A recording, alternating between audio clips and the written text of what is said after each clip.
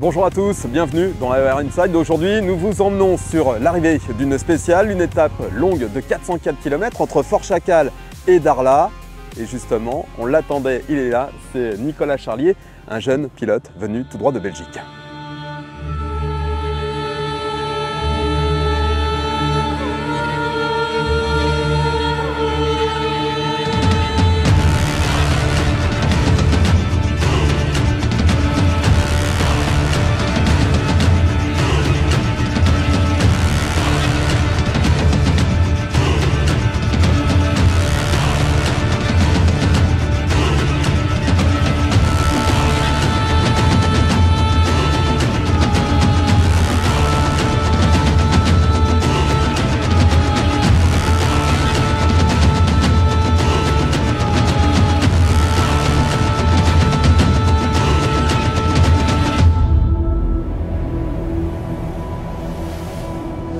Bonjour Nicolas.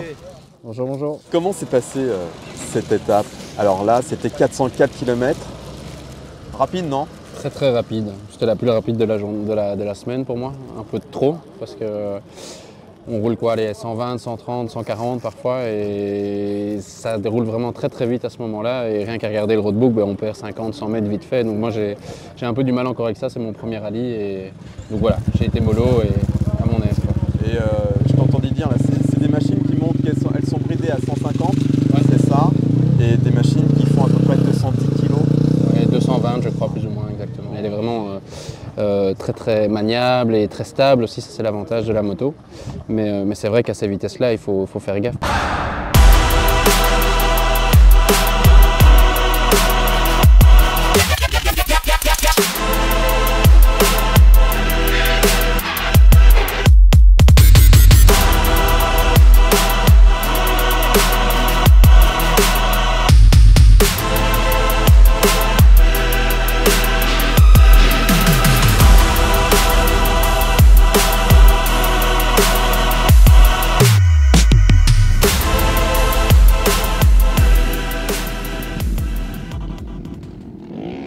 J'ai fait le championnat de France de supermotard, le championnat du monde des nations et tout, etc. Puis après, maintenant, moi, j'ai 31 ans et je voulais découvrir le rallye. C'était un rêve d'enfant et maintenant, voilà. Un rêve d'enfant transmis par papa, non?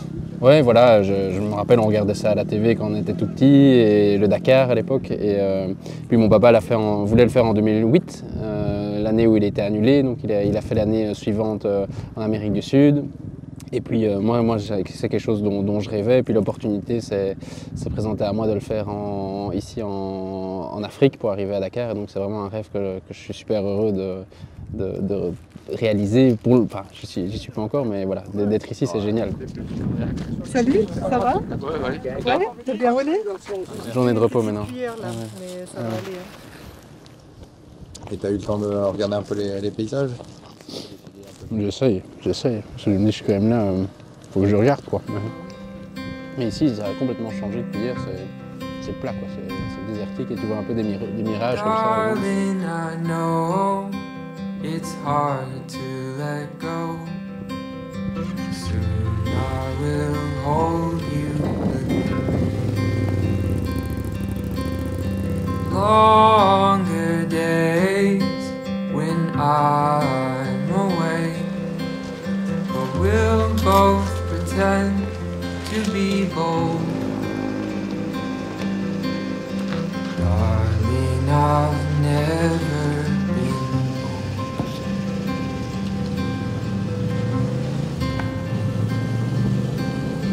Flowers you brought, my stomach in knots. You never seem to be scared. My heart's on pause whenever you're gone. Nicolas, comment on se sent après ce petit voyage? Ouais, content d'avoir vu la mer. On l'attend depuis 5 jours, donc je suis content de la voir et ouais, content d'être arrivé à la journée de repos. C'est déjà une première étape, mais pas tout à fait à la moitié, mais presque du rallye. C'est génial.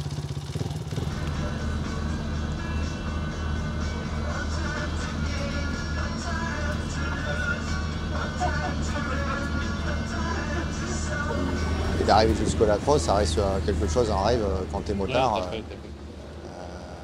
à cocher dans sa to-do list, tu vois. C'est clair. C'est le but. Donc voilà. Et vraiment aussi. Bonjour Marc, Bonjour. excusez-moi de vous déranger. Dites-moi, la Ténéré, elle revient sur ses terres au final ici. Donc oui, la Ténéré, elle revient sur ses terres. Ce qu'il faut savoir, c'est que le nom Ténéré, il est né dans le désert, et notamment sur les traces de l'ancien Dakar, sur l'Africa Eco Race. Donc c'est toujours chouette de revenir à la source. Pourquoi Nicolas Charlier est dans le team finalement? C'est parce que c'est un client à la base. C'est de se rapprocher au plus près de nos clients pour leur faire vivre de nouvelles expériences, des expériences, on peut dire, ultimes, au sein du team officiel.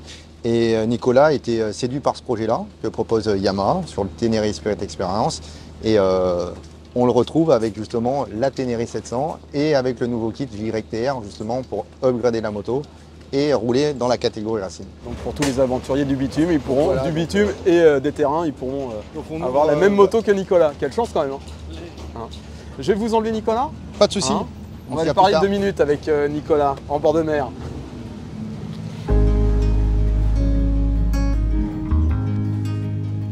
On va aller s'installer là-bas tranquille. Ouais, c'est génial ça en fait. It's in the air, you feel that it's bringing back images.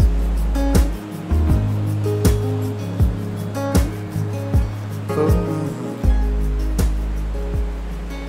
Nicolas, comment vit en fait ton aventure, ta famille qui est elle restée en Belgique? Oui, on vient d'avoir un enfant là maintenant qui a 10 mois.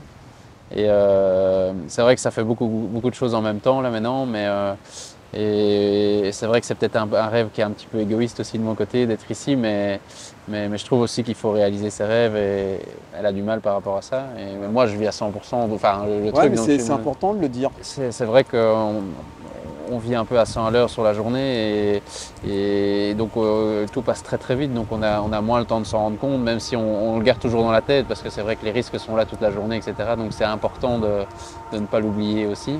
Je pense qu'eux en souffrent aussi plus que moi de me suivre toute la journée comme ça.